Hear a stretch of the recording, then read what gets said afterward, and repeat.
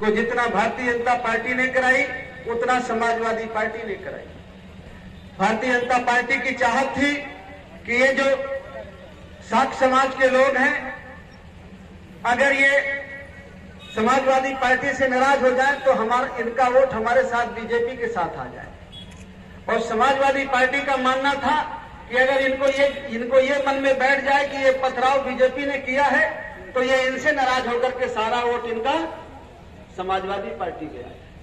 तो ये दोनों लोगों ने वोट के खातिर ये झगड़ा कराया। और बड़ी मजेदार बात ये कि दोनों तरफ से मुकदमा तो लिखे जा रहे थे काशी के खिलाफ।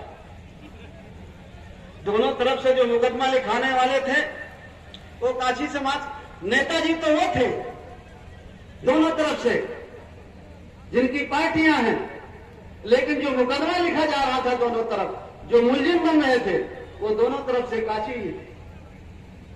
लेकिन ये बात आपको समझ में आए तो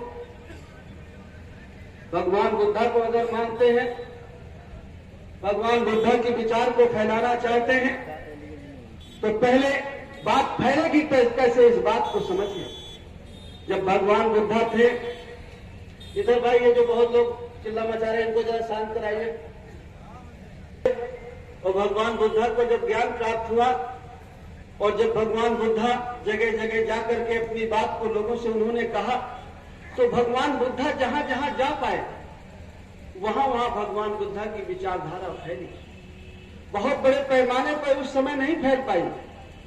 40 साल की उम्र में ज्ञान प्राप्त हुआ, फिर 40 साल वो और रहे, जहां जहां वो जा पाए वहां वहां उनकी विचारधारा फैली।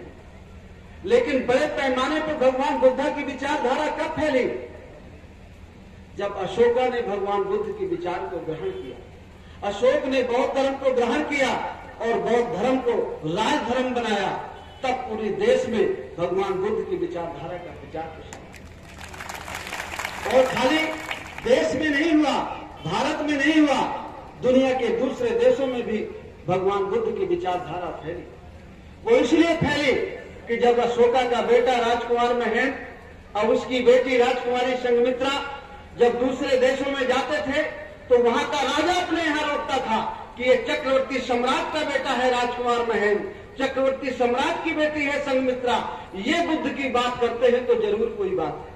जब राजकुमार महेंद्र और राजकुमारी संघमित्रा दूसरे देशों में भगवान की बुद्ध की बात करती तो वहां का राजा भी सहमत होता और राजा सहमत होती तो वहां की प्रजा भी सहमत होती। तो अगर भगवान बुद्ध की विचारधारा को फैलाना है तो जहां अशोका था वहां आपको पहुंचना पड़ेगा।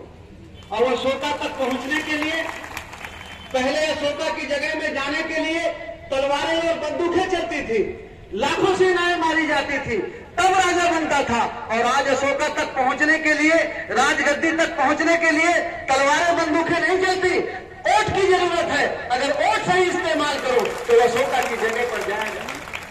और जब अशोका की जगह तक पहुंच जाओगे तो फिर मूर्ति लगाने के लिए आंदोलन नहीं करना पड़ेगा, लठ नहीं खानी पड़ेगी, आपके ऊपर कोई पथराव नहीं करेगा, जो आप कहेंगे वो हो जाएगा। किसी के माई के लाल में ताकत नहीं है कि आपके आदेश का उल्लंघन करे। कानपुर मंडल में और आगरा मंडल में और खास करके औरैया और इटावा के लोग तो अच्छी तरह जानते हैं। सत्ता का मतलब तो आप अच्छी तरह से जानते हैं। और अगर यहां के लोग सत्ता का मतलब ना समझे तो फिर कहां समझ पाएंगे। सत्ता का मतलब तो देखते हो, जो लोग 35 साल पहले, 40 साल पहले जिन लोगों की कोई हैसियत नहीं थी, वोट के बल पर वो सत्ता में